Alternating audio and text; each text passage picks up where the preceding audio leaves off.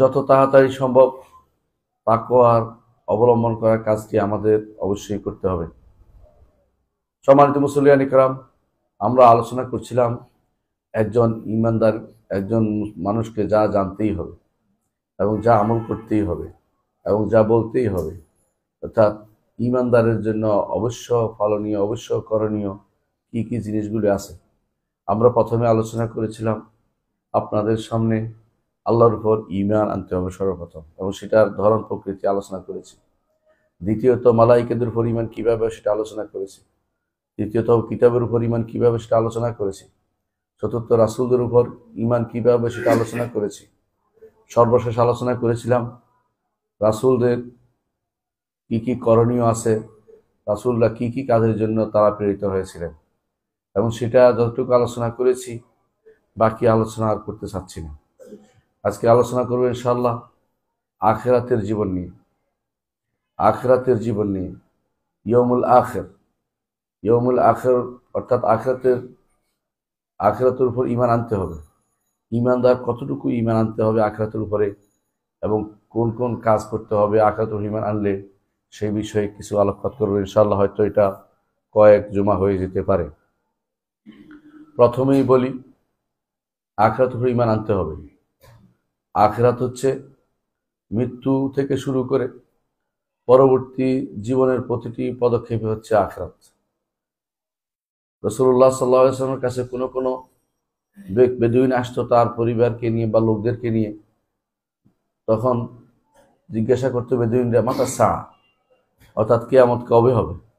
রাসূলুল্লাহ সাল্লাল্লাহু আলাইহি ওয়াসাল্লাম তাদের মধ্যকার ওই ছোট্ট একটা শিশুকে দেখিয়ে বলতেন, এ যদি বুড়া হয়ে যায় তো তোমাদের কিয়ামত কায়েম হয়ে যাবে। উদ্দেশ্য হচ্ছে তোমাদের এই প্রজন্মর কিয়ামত শেষ হয়ে যাবে, কারণ মারা যাবে, মারা যাওয়ার পর থেকে কিয়ামত আরম্ভ হয়ে যায়। প্রত্যেকটি মানুষের মৃত্যু থেকে তার কিয়ামত আরম্ভ হয়ে যায়। আর মৃত্যুর শুরুটা হচ্ছে মানুষের শরীর থেকে আত্মা আলাদা হয়ে যাওয়া। শরীর থেকে আত্মা আলাদা হয়ে যাওয়া, যে অর্ডার আল্লাহ তাআলা আমাদেরকে মায়ের পেটে যে অর্ডারের মাধ্যমে রুট ফুঁকে দিয়েছেন, যে নির্দেশ আল্লাহ তাআলা ফেরেশতাকে দিয়েছিলেন যে 4টি জিনিস তার মধ্যে লিখে দাও, সেটা লেখার পরে বলছেন সুম্মা ইউনফাখু ফীহি রূহ, তার মধ্যে রূহ ফুঁকে দাও। ফেরেশতা সেই রূহ ফুঁকে দিয়েছিল। সেই রূহটা কি জিনিস সে বিষয়ে একটু আলোচনা করতে চাই। প্রথম ঈমান আনতে হবে যে রূহ হচ্ছে সৃষ্ট জিনিস। রূহ হচ্ছে সৃষ্ট জিনিস। রব্বুল আলামিন তিনিই স্রষ্টা, আর সব কিছু হচ্ছে সৃষ্ট। আল্লাহ তাআলা তিনিই স্রষ্টা, আর সব কিছু হচ্ছে সৃষ্ট। আল্লাহ খালিকু কুল্লি শাই, সব কিছুর স্রষ্টা হচ্ছে আল্লাহ তাআলা। সুতরাং মানবের আত্মা বা মানব আত্মা যেটাকে বলা হয় বা জীবাত্মা যেটাকে বলা হয়, এই সবই হচ্ছে সৃষ্ট জিনিস। এর বিপরীত মত অনুসরণ করে দুইমুখী মানুষ, দুই ধরনের মানুষ আছে। এক ধরনের লোক মনে করে আত্মা বলতে কোনো কিছু নেই, শরীরের রক্তই হচ্ছে আত্মার অংশ, অর্থাৎ তারা মনে করে রক্ত শেষ হয়ে গেলে মানুষ মরে যায়, অথবা শরীরের তাপমাত্রা নষ্ট হয়ে গেলে মানুষ শেষ হয়ে যায়। এরা প্রান্তিকতায় আছে। আরেক দল আছে, তারা মনে করে আত্মা অবিনাশী। তারা মনে করে আত্মা কোনোদিন মারা যায় না। তারা মনে করে মানুষের ভিতরে যে আত্মাটা রয়েছে এটা জীবাত্মার অংশ, এটা পরমাত্মার অংশ, অর্থাৎ মানুষের আত্মা গিয়ে পরমাত্মায় লীন হয়, বা পরমাত্মায় গিয়ে সেখানে গিয়ে সে আরো বেশি ভালো অবস্থানে থাকে। এটা তারা মনে করে থাকে। এটা কারা মনে করে? এটা মনে করে হিন্দুরা, বৌদ্ধরা এটা মনে করে থাকে, এবং তারা এই জন্য বেশিরভাগ সময় তারা বলে যে নির্বাণ লাভ করে বা মোক্ষ লাভ করে। মুসলিম নামধারী সুফি সাধকরা এরকম মনে করে থাকে। তারা মনে করে যে কোনো আত্মা গিয়ে আল্লাহর সাথে মিলিত হয়, ফানা ফিল্লাহ হয়, এবং তাদের মধ্যে কেউ মনে করে যে বাকা বিল্লাহ হয়।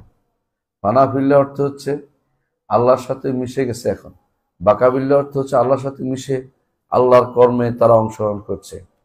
এইটা তারা মনে করে। এই জন্য তারা ওই অলি আল্লাহদের কাছে অনেক কিছু চায়। তারা মনে করে অলি আল্লাহদের ক্ষমতা বেড়ে গেছে, জীবত অবস্থায় যা পায়নি মৃত অবস্থায় তারা আরো বেশি ক্ষমতাধর হয়ে গেছে বলে মনে করে থাকে, নাউজুবিল্লাহ। এভাবে আত্মা নিয়ে তাদের গবেষণার কোনো শেষ নেই। কিন্তু আত্মা নিয়ে গবেষণার শেষ কথা এটাই হতে হবে যে আত্মা হচ্ছে রব্বুল আলামিনের পক্ষ থেকে একটি একটি এমন একটি এমন একটি বস্তু যেটা অবশ্যই সৃষ্ট এবং যেটা কি করা যায়, কবজা করা যায়, অর্থাৎ বের করা যায়। কোরআনে কারিমের বাণী অনুসারে আল্লাহ তাআলা বলবেন, আখরিজু আনফুসাকুম, কাফেরদেরকে বলে তোমাদের রূহ বের করে বের বের বের তোমরা বের করে দাও। আখরিজু আনফুসাকুম, কাফেররা তোমরা তোমাদের রূহকে বের করে দাও। এটা হলো বের করা হয়, আত্মা বের হয়। এবং আত্মা এমন একটা শরীর যেটা দৃশ্যমান নয়। এটাও একটা শরীরের মতোই সৃষ্ট জিনিস, যেটা দৃশ্যমান নয়। অর্থাৎ সাধারণ শরীর যেটা আমাদের শরীরে আছে দৃশ্যমান, ওরকম দৃশ্যমান শরীর নয়, তবে সেটা বের হয়। এটা শরীরে থাকে, অবস্থান করে, শরীরের ভিতরে অবস্থান করে। এটাই হচ্ছে কোরআন ও হাদিসের কথা। কোরআন হাদিস অনুসারে মানুষের রূহ বিশেষ করে মানুষ এবং জিন, এদের রূহ হরণ করা হয়, বের করা হয়। এবং ঈমানদার হলে তার রূহ বের হয় যেন পানির কলসি থেকে পানি ঢাললে ফোঁটা পড়ার মতো বের হয়ে চলে আসে। আর যদি কাফের রূহ হয়, সারা শরীরে সেটা ছড়িয়ে পড়ে। যখন সে মালাকুল মউতকে দেখে তখন ভয় ভীত হতে থাকে এবং সারা শরীরে ছড়িয়ে পড়ে। সুতরাং যে জিনিস ছড়িয়ে পড়ে সেটা সৃষ্ট, এবং যে জিনিস বেরিয়ে পড়ে সেটাও সৃষ্ট। এবং কোরআন হাদিস অনুসারে আত্মা আবার রূহে ফেরত দেওয়া হয়, আত্মা আবার শরীরে ফেরত দেওয়া হয়। কেন ফেরত দেওয়া হয়? যাতে সেটা আযাব অথবা শান্তি, আযাব অথবা নেয়ামত ভোগ করতে পারে। এটা বলে মুরাদ্দাত, অর্থাৎ ফেরত দেওয়া হয়। রূহের আরেকটি বৈশিষ্ট্য হচ্ছে রূহের উপরে আযাব হয়, রূহের উপরে শাস্তি হয়। রূহের বিভিন্ন প্রকার রয়েছে। একই রূহের বিভিন্ন প্রকার হয়।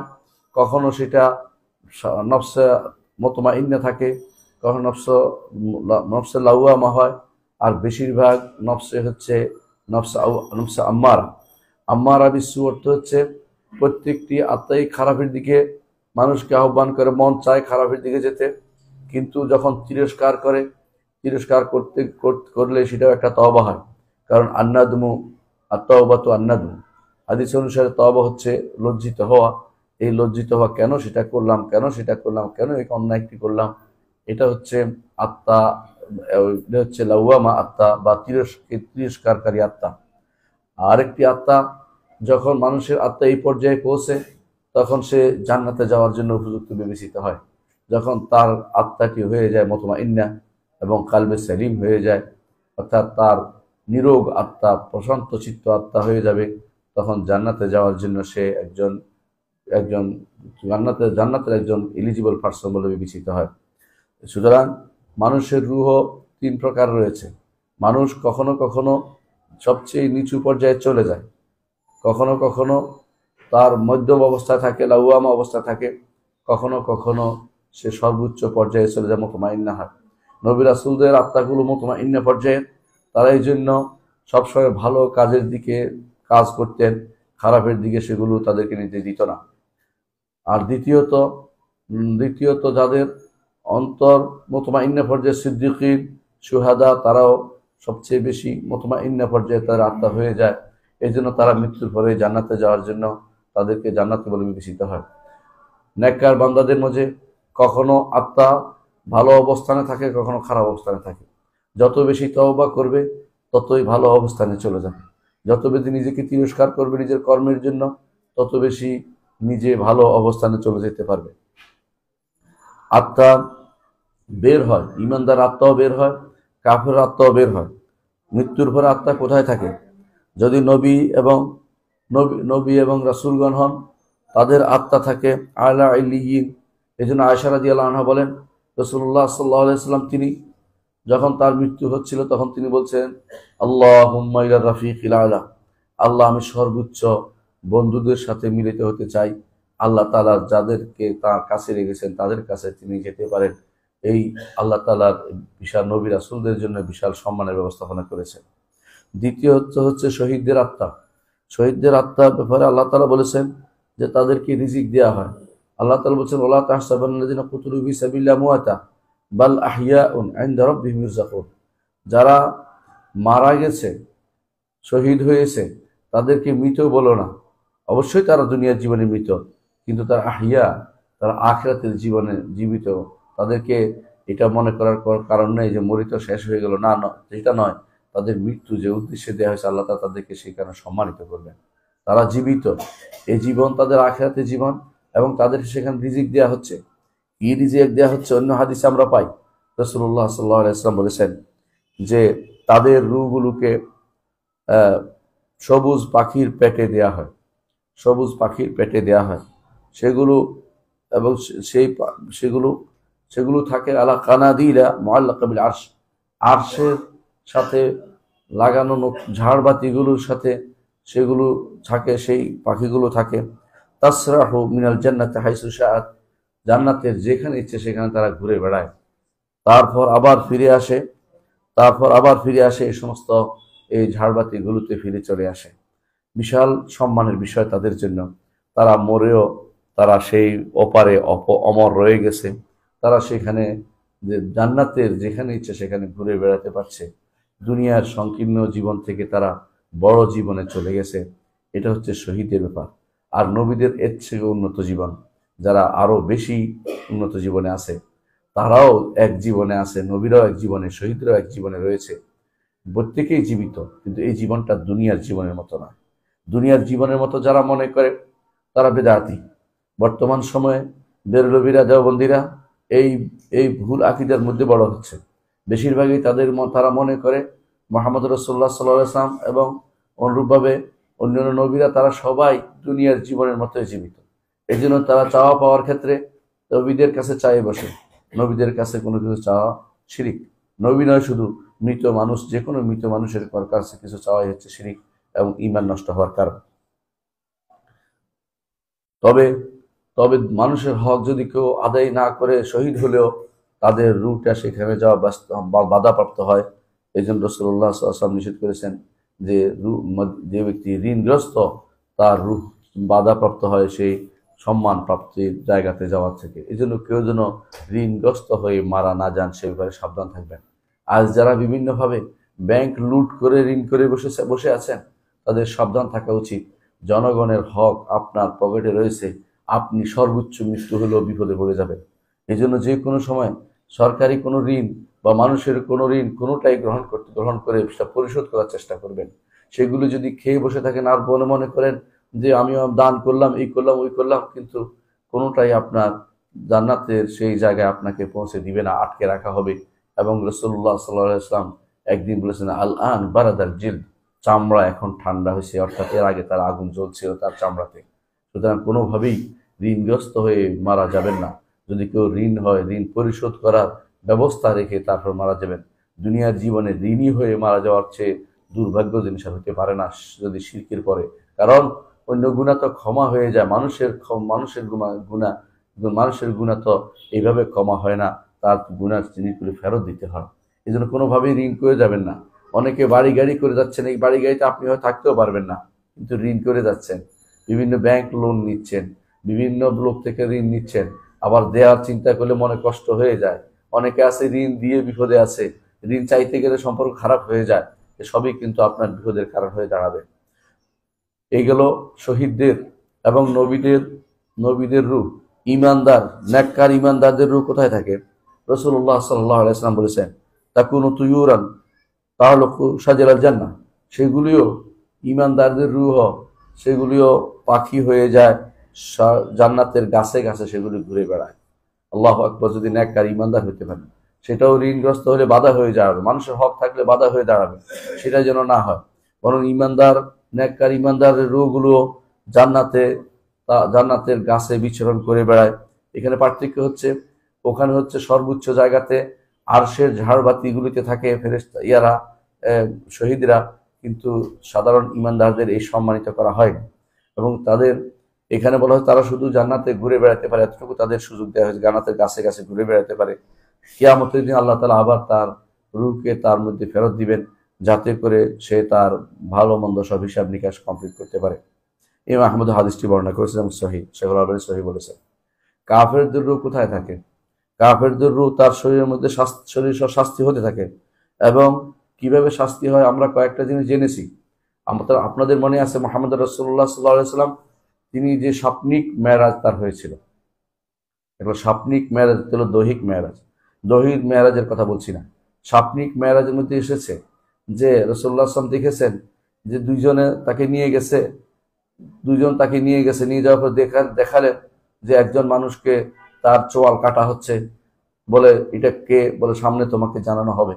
তারপর শেষে জানানো হলো যে ওই ব্যক্তি, যে ব্যক্তি এমন একটা মিথ্যা কথা বলেছে যার কারণে সারা দুনিয়া ছড়িয়ে পড়েছে, আর মিথ্যার কারণে বহু সমস্যার উৎপত্তি হয়েছে, এই জন্য সেই ব্যক্তিকে এইভাবে শাস্তি দেওয়া হচ্ছে। এই শাস্তি কিন্তু কবরের শাস্তি, এই শাস্তি কবরের শাস্তি।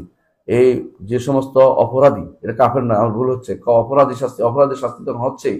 এই অপরাধীর শাস্তি হবে, অর্থাৎ তার এই বর্তমান অবস্থায় তার শাস্তি চলছে, এই শাস্তি জাহান্নামের শাস্তি থেকে আলাদা, জাহান্নামের শাস্তি ভয়াবহ, সেটা দেখানো হয়নি, তার শাস্তি এখনো হচ্ছে।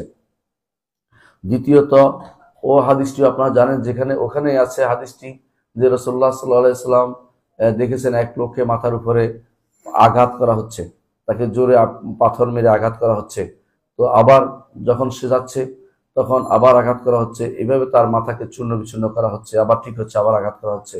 যে ব্যক্তি আল্লাহর কোরআনকে ভুলে গেছে, কোরআন থেকে বিমুখ হয়ে থেকেছে, সেই ব্যক্তির জন্য এই শাস্তি অপেক্ষা করছে। এটা হচ্ছে অপরাধী ব্যক্তির জন্য। আর 3 নম্বর দেখিয়েছেন রাসূলুল্লাহ সাল্লাল্লাহু আলাইহি ওয়াসাল্লাম, ওই ব্যক্তি যে ব্যক্তি একটা রক্ত সাগর পেরিয়ে আসছে, আবার তার উপরে তাকে আবার কাছে আসার পরে তার উপরে আবার তার মুখের উপরে আবার একটা পাথর দিয়ে তাকে চাপিয়ে দেওয়া হচ্ছে, আবার সে রক্ত সাগর যাচ্ছে। ওই ব্যক্তি, যে ব্যক্তি সুদখোর ছিল, মদখোর ছিল, সেই ব্যক্তিকে শাস্তি দেওয়া হচ্ছে। আবার দেখানো হয়েছে ওই শাস্তিকে, যে ব্যক্তি জিনাকারী ব্যভিচারী, তাকেও শাস্তি মুখোমুখি করা হয়েছে। কিভাবে?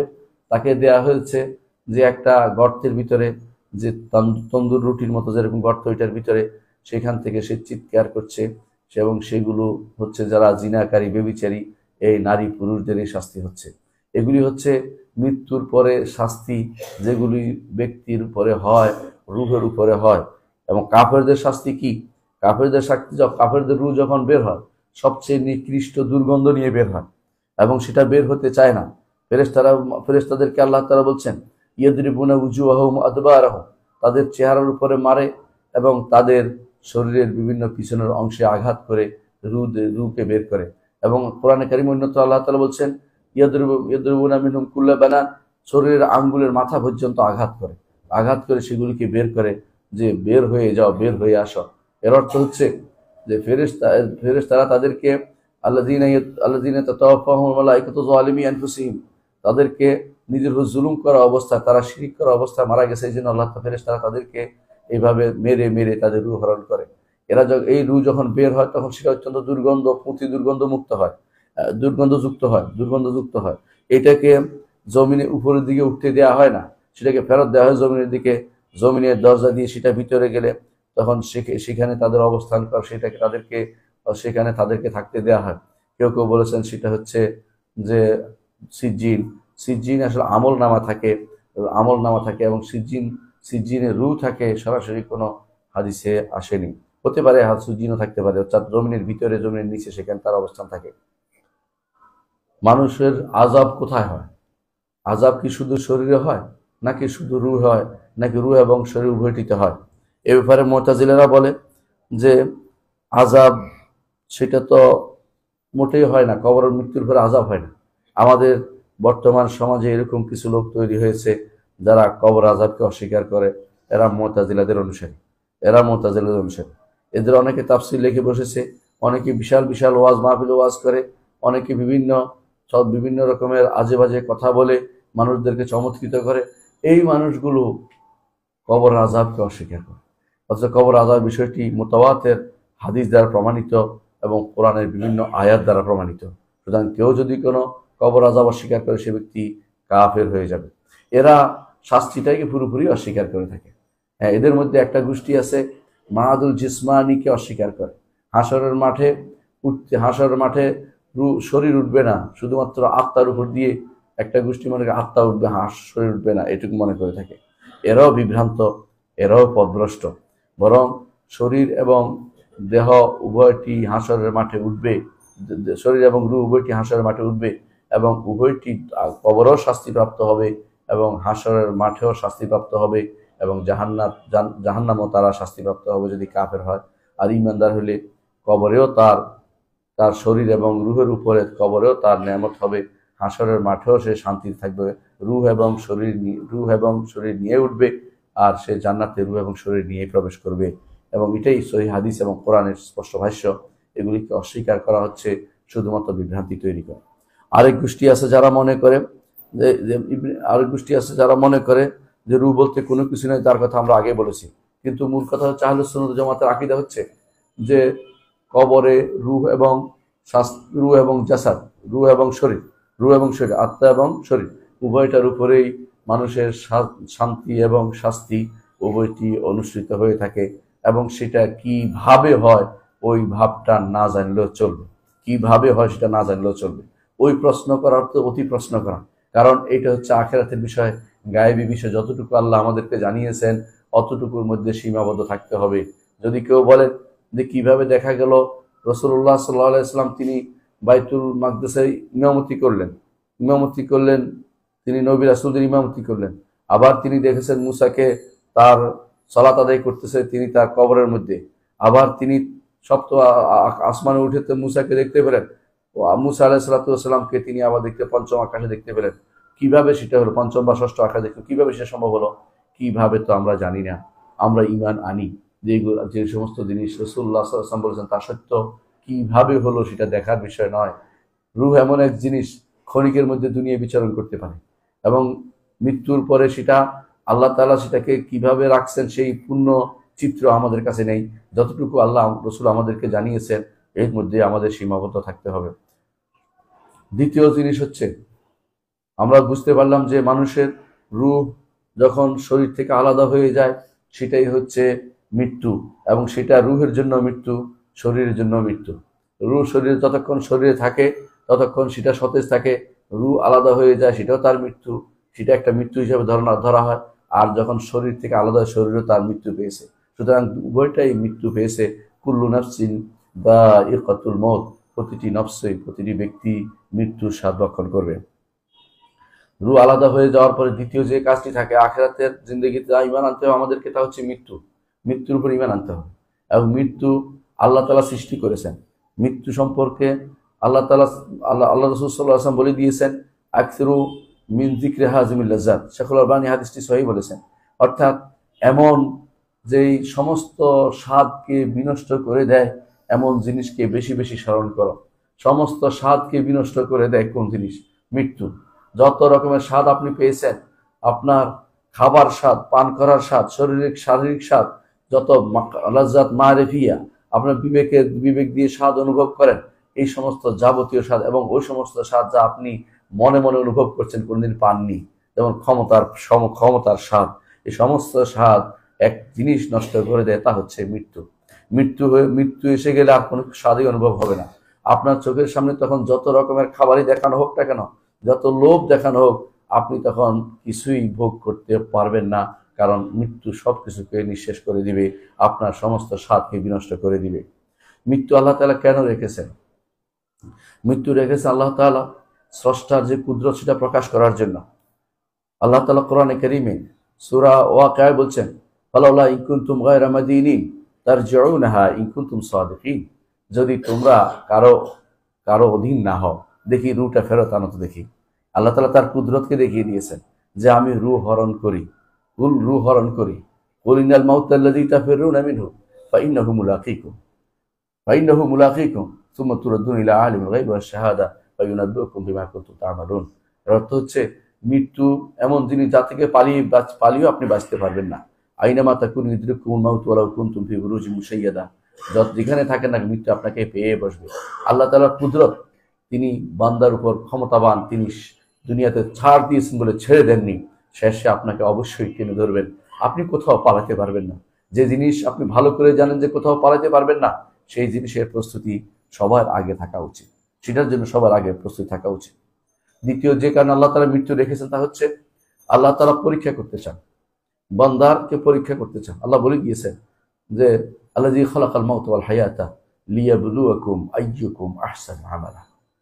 মৃত্যু এবং জীবন দিয়েছেন যাতে করে তিনি পরীক্ষা করেন কি জন্য তোমাদের মধ্যে কে উত্তম আমল করে। আইয়ুকুম আহসানু আমালা, আমলের ক্ষেত্রে কার উত্তম আমল সবচেয়ে বেশি উত্তম, এটা পরীক্ষা করার জন্য জীবন এবং মৃত্যুর ব্যবস্থাপনা তিনি করেছেন।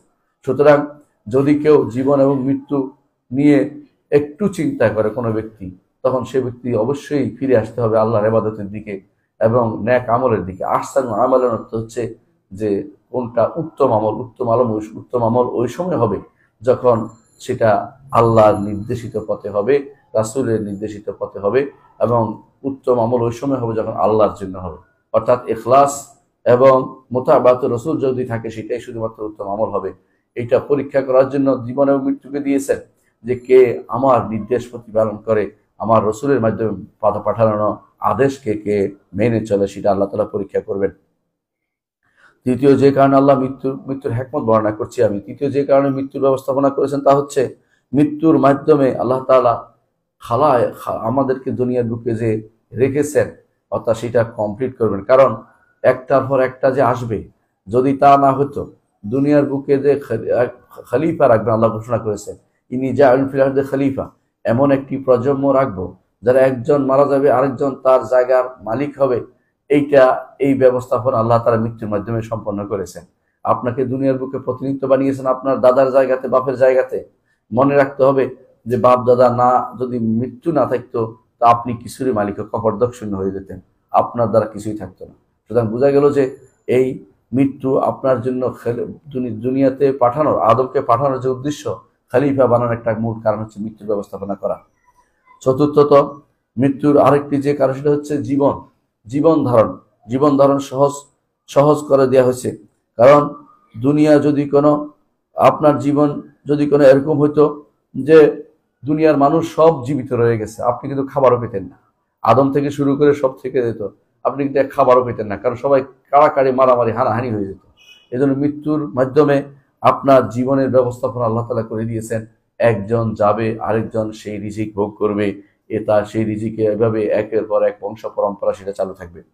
পঞ্চমত, ঈমানদারের জন্য মৃত্যু তার জীবনের যে কষ্ট তা থেকে মুক্তির একটা বিশাল পথ। এই জন্য ঈমানদার যখন কবরে দেখবে, কবরে তাকে জান্নাত দেখানো হবে, তখন সে কি বলবে, আল্লাহ তাড়াতাড়ি কিয়ামত কায়েম করুন, আমি যেন জান্নাতে আমার ওই জায়গায় চলে যেতে পারি। আর মৃত্যুর মাধ্যমে কাফের চাইবে অনেক লম্বা জীবন, কিন্তু আল্লাহ তাআলা তাকে অতটুকুই দিবেন যতটুকু তার জন্য মঞ্জুর করেছেন। তার জীবন মানুষের উপরে চড়াও হওয়া, কষ্ট দেয়া, মানুষকে আঘাত করা, মানুষকে কষ্ট দেয়া, এই সমস্ত জিনিস থেকে তাকে মৃত্যুর মাধ্যমে আল্লাহ তাআলা ঈমানদারদেরকে তার হাত থেকে নিষ্কৃতির ব্যবস্থাপনা করবেন। এর অর্থ হচ্ছে এই মৃত্যুর মাধ্যমে দুনিয়ার জীবনের কষ্ট থেকে ঈমানদারকে খালাস দেওয়া হয়, আর কাফেরদেরকে মৃত্যুর মাধ্যমে দুনিয়ার জীবনে কারো জুলুম করা থেকে আল্লাহ তাআলা তাদেরকে, ঈমানদারদেরকে বাঁচিয়ে দেন। ষষ্ঠ যে কাজটি সেটা হচ্ছে যে ষষ্ঠ যে কারণে মৃত্যু রেখেছেন আল্লাহ তাআলা তা হচ্ছে এর মাধ্যমে প্রত্যেকটি মানুষ বিশ্বাস করতে বাধ্য যে আমি কারো অধীন, আমি সৃষ্ট, আমি সর্বা নই, সবসময় তার মাথার ভিতরে এটা কাজ করবে। এভাবে আল্লাহ তাআলা মৃত্যুর অনেকগুলো কারণ, যে কারণে মৃত্যু রেখেছে, অনেক হয়তো মৃত্যু কেন দেয়, মৃত্যু এই কারণে দেয় আপনি কারো অধীন, আপনি নিজে সর্বা নন। আপনি অবশ্যই মনে রাখতে হবে আপনার জীবন শেষ হবে, আপনাকে আল্লাহর পথে চলতে হবে দুনিয়ার বুকে, মৃত্যুর আগেই আপনাকে তার জন্য প্রস্তুতি গ্রহণ করতে হবে। দ্বিতীয়, মৃত্যুর ব্যাপারে যে জিনিসটি বলতে চাই তা হচ্ছে মৃত্যু হচ্ছে মূলত মানুষের জীবনের সবচেয়ে ভয়াবহ, মৃত্যুর সময়টা হচ্ছে ভয়াবহ একটা সময়। এই সময়টা অত্যন্ত ভয়ানক সময়। এই সময়টা যদি কেউ আল্লাহ তাআলা কোরআন কারীমে কাফেরদের ব্যাপারে বলে দিয়েছেন, ওয়ালাউ তারা ইযিল মুজরিমুনা ফি গামারাতিল মাউত, মৃত্যুর সে ভয়াবহ অবস্থার সময় আপনি যদি দেখতেন তা আপনি ভয় পেয়ে যেতেন। রাসূলুল্লাহ সাল্লাল্লাহু আলাইহি ওয়াসাল্লাম তিনি মৃত্যুর বিষয়ে আমাদেরকে বারবার কেন সাবধান করেছেন, মৃত্যুর সময় বলেছেন আলা ইন্না লিল মাউতি সাকারাত, মৃত্যুর পাগলামি রয়েছে। তিনি এক হাতে পানি নিচ্ছেন আর মাথায় দিচ্ছেন, আর বলছিলেন আলা ইন্না লিল মাউতি সাকারাত, মৃত্যুর পাগলামি রয়েছে।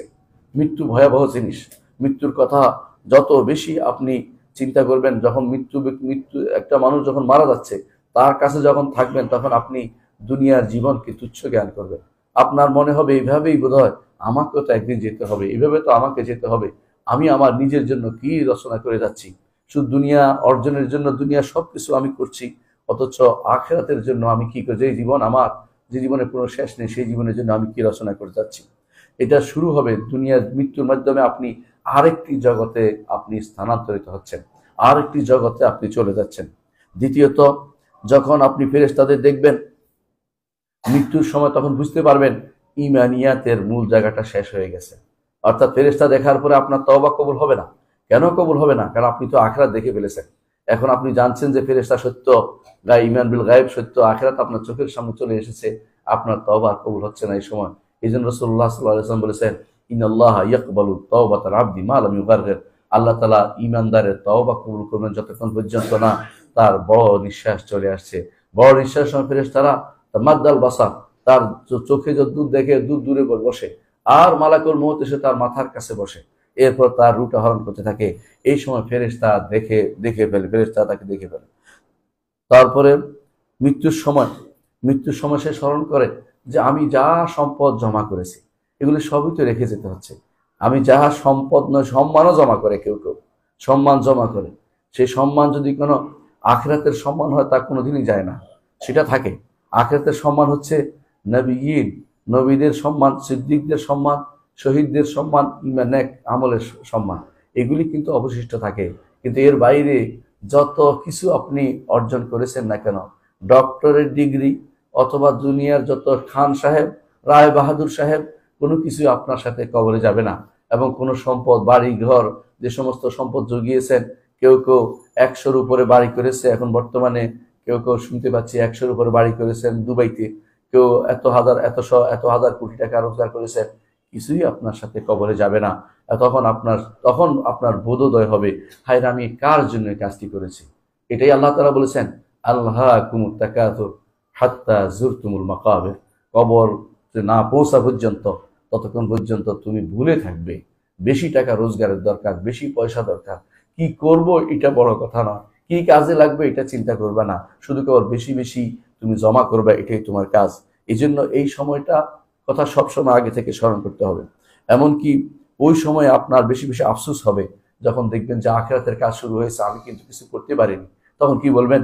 রব্বির জিউনি, আল্লাহ কিছুদিনের জন্য ফেরত দেন, লাআল্লি আমালু সালিহান ফীমা তারাকতু, আমি যা ছেড়ে এসেছি দিয়ে বড় ভালো কাজ করে আসবে। এবারে আল্লাহ তাআলা বলবেন, কাল্লা ইন্নাহা কালিমাতুন হুয়া কাইলুহা, আল্লাহ তাআলা বলবেন কখনো নয়, এটা কথার কথা, বলবেই তুমি আবার গেলে আবার তুমি অন্যায় কাজ করবে।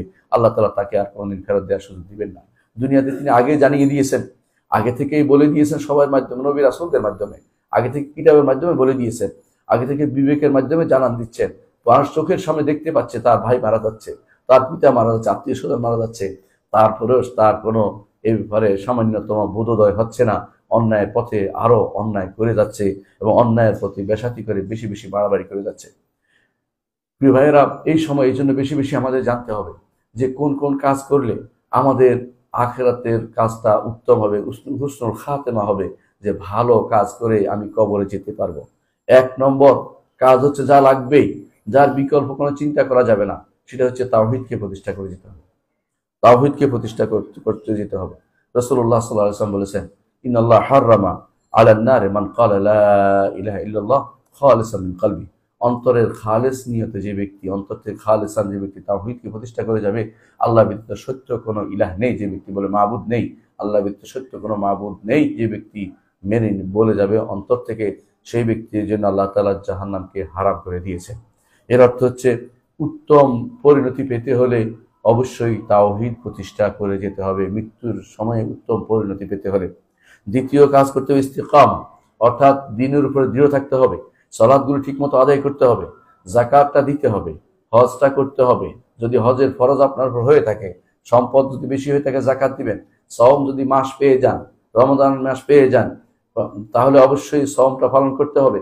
এভাবে আল্লাহর ইবাদতে লেগে থাকতে হবে, অন্যায় কাজ থেকে বিরত থাকতে হবে, হারামগুলি ছেড়ে দিতে হবে। এটার নাম হচ্ছে ইস্তিকামা। আল্লাহ তাআলা বলেছেন, ইন্নাল্লাযীনা ক্বালু রাব্বুনাল্লাহ সুম্মা ইসতাকামু ফালা খাউফুন আলাইহিম ওয়া লা হুম ইয়াহজানুন। আল্লাহ তাআলা বলছেন, যারা বলবে আমার রব হচ্ছেন আল্লাহ, তারপর এর উপর দৃঢ়পদ থাকবে। যারা বলবে আমার রব হচ্ছেন আল্লাহ, তারপর দৃঢ়পদ থাকবে, অর্থ কি?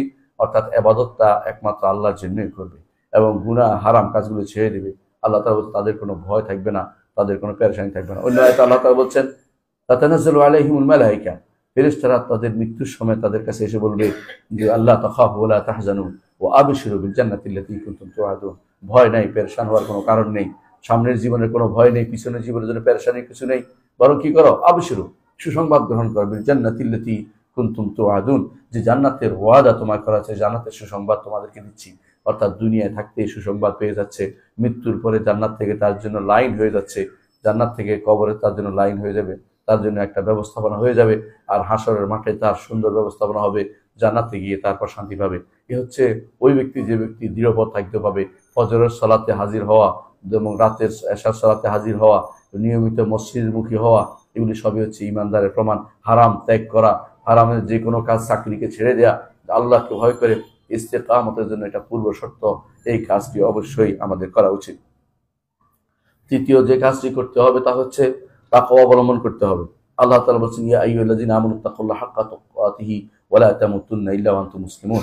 অর্থাৎ তাকওয়া নিয়ে মরতে বলেছে, তাকওয়া নিয়ে তাকওয়া নিয়ে ইয়া আইয়ুহাল্লাযীনা আমানুত্তাকুল্লাহা হাক্কা তুকাতিহি ওয়া লা তামুতুন্না ইল্লা ওয়া আনতুম মুসলিমুন। মুসলিম হয়ে মারা যাবে, অর্থাৎ মুসলিম ওই সময় হতে পারবে যখন আপনার তাকওয়া থাকবে। তাকওয়া না থেকে আপনি পাপিষ্ঠ মুসলিম হয়ে মারা গেলে কবরে আপনার শাস্তি হবে, অথবা হাসরের মাঠে আপনার বিপদ আসবে, এতে কোনো সন্দেহ নাই। এই জন্য নির্দেশ দেওয়া হচ্ছে হাক্কাত তাকওয়া যদি হয় আপনি সত্যিকারের মুসলিম বিবেচিত হবেন। হাক্কাত তাকওয়া, তাকওয়ার হক যদি আদায় করতে পারেন অবশ্যই আপনি একজন সত্যিকারের মুমিন, মুসলিম, মুহসিন হতে পারবেন। আল্লাহ তাআলা কোরআনে কারিমে আরো বলেছেন ওয়া ইম মিনকুম ইল্লা ওয়ারিদুহা, প্রত্যেকেই পার হতে হবে পুলসিরাত, প্রত্যেকেই পার হতে হবে পুলসিরাত।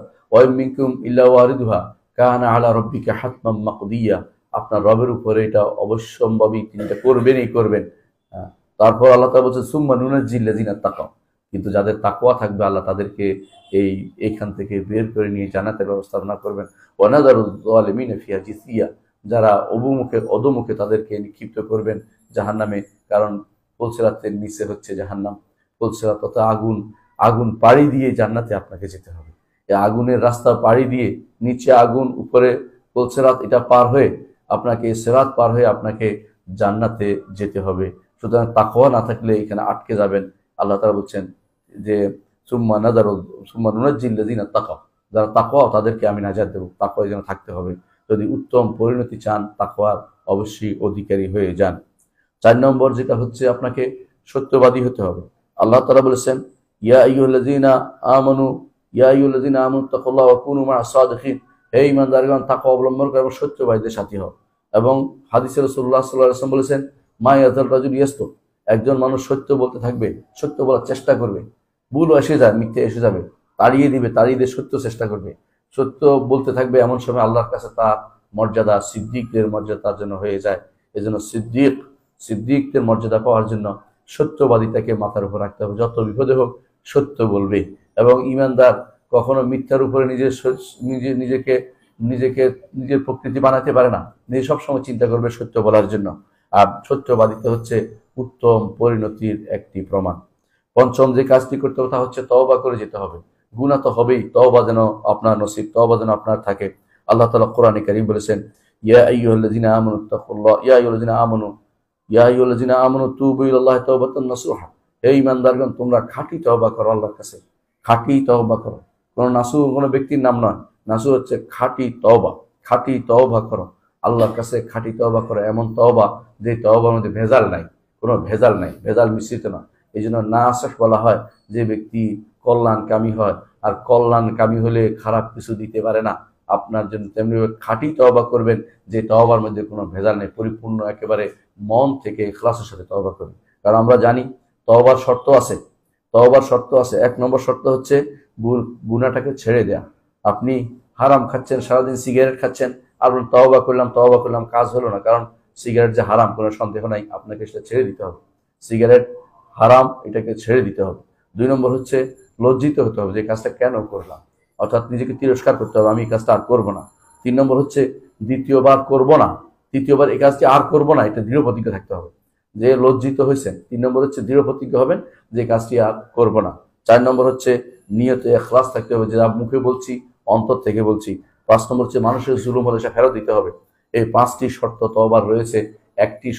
একটি অতিরিক্ত আছে মানুষের অধিকার সংক্রান্ত, সেটাকেও আমাদের খেয়াল রাখতে হবে। আল্লাহ তাআলা বলছেন ওয়াতুবু ইলাল্লাহি জামিআন আইয়ুহাল মুমিনুন লাআল্লাকুম তুফলিহুন, তোমরা সবাই আল্লাহর কাছে তওবা করো হে ঈমানদারগণ, যাতে করে তোমরা সফলকাম হতে পারো।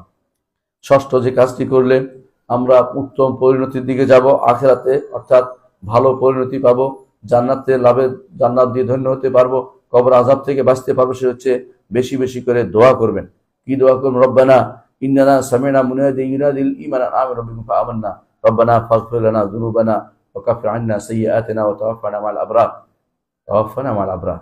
নেককারদের সাথে জীবন আপনি চাচ্ছেন, দোয়া করবেন নেককারদের সাথে যেন আপনার হাসর হয়, নেককারদের সাথে আপনার চলাফেরা, সব আখিরাতে সবকিছু নেককারদের সাথে যেন আপনার চলাফেরা জান্নাতে সবকিছু নেককারদের সাথে হয়।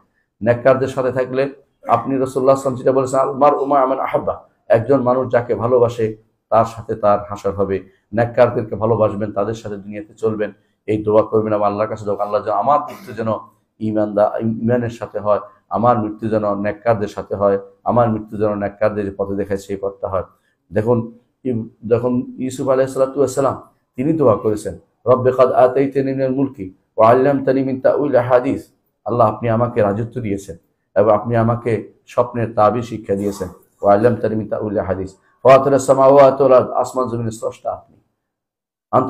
ফাতিরাস সামাওয়াতি ওয়াল আরদ, আসমান জমিন আপনি স্রষ্টা। অর্থাৎ আল্লাহ তাআলার গুণগুলি উল্লেখ করার পর তিনি বলেছেন যে তাওয়াফানি মুসলিমা ওয়া আলহিকনি বিস সালিহিন, আপনি আমাকে মুসলিম হিসাবে মৃত্যু দেন এবং নেককারদের সাথে আমাকে রাখুন। ঈমানদার দোয়া করবে সবসময়, আমার মৃত্যুটা যেন ঈমানের সাথে হয়, আমার মৃত্যুটা যেন মৃত্যুর পরে নেককারদের সাথে আমার যেন হাসর নসর এবং কবরের সমস্ত কর্মকাণ্ড নেককারদের যেন সাথে, যেমন তারা যেমন জান্নাত থেকে নেয়ামত প্রাপ্ত হয়, আমিও যেন তাদের মতো জান্নাত থেকে নেয়ামত প্রাপ্ত হতে পারি। সপ্তম যে কাজটি করতে হবে তা হচ্ছে অতি আশা, যেটাকে বলে মানে দুরাশা ছেড়ে দিতে হবে। অনেকে আছে দুনিয়ার অনেক কিছু তার জমানোর চেষ্টা থাকে, এটা দরকার, এটা দরকার, এটা দরকার। এত কিছু দরকার লাগে না, অনেক কিছু দরকার লাগে না। কিছু দরকার, যে বেশি জিনিস দরকার হয় এটাকে ছেড়ে দিতে হবে। এইটা দরকার, ওইটা দরকার যখনই বলবে তখনই আখেরে মৃত্যুর কথা স্মরণ করবেন, যে এগুলি বাদেও কিন্তু মৃত্যু এর আগেও এসে যেতে পারে, এটা ভোগ নাও করতে পারি। এত বড় বাড়ি বানিয়ে আমি কি করবো যে ভোগ করতে না পারি, এত এটা করে আমি কি করবো যে ভোগ করতে না পারি। এই যত কিছু আসে সবসময় মৃত্যুটাকে সামনে রাখবেন এবং মনে করবেন যে আমার আশা কমাতে হবে, আমি বেশি বেশি আশা করব না, আশাকে শুধু কমিয়ে আনবো। এই ব্যক্তি তার মৃত্যুর সময় এটা যদি করতে পারেন, তখন আপনার মনে হবে দুনিয়া হাতির, দুনিয়া সবচেয়ে নিকৃষ্টতম জায়গা, এখানে আমার বেশি জিনিস জমানোর প্রয়োজন নেই, এগুলি নিয়ে আমি আখিরাতের জায়গা পাড়ি দিতে পারবো না। কারণ যাদের পয়সা কম তারা 500 বছর আগে জান্নাতে চলে যাবে, পয়সা বেশি যাদের হিসাব দিতে দিতে 500 বছর পরে জান্নাতের মুখ দেখতে পাবে, যদিও তারা নেককার হোক, যদি তাদের হিসাব হয়।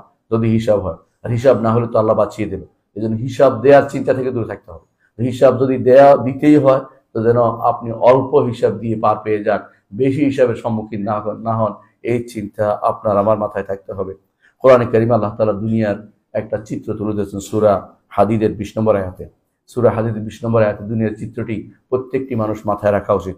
আল্লাহ তাআলা বলেছেন, ইলামু, জেনে রাখো, ইন্নামাল হায়াতুদ দুনিয়া লাইবুন ওয়া লাহু, দুনিয়ার জীবন হচ্ছে খেলা এবং ধুলা, দুটা। খেলা মানে কি, বাচ্চারা প্রথমে দুনিয়ার জীবনে এসে খেলা করে, এর উপরে একটু হলে তারা কি করে, বিভিন্ন রকমের চাকচিক্য নিয়ে ব্যস্ত থাকে, জিনা, খেলাধুলার পরে এরপরে বড় হলে জিনা, নিজেকে সৌন্দর্য বর্ধনের জন্য ব্যস্ত থাকে, এইটা লাগাবে ওইটা লাগাবে, এইটা ওইটা, দুনিয়া চাকচিক্য দিয়ে জীবন নিয়ে ব্যস্ত থাকে।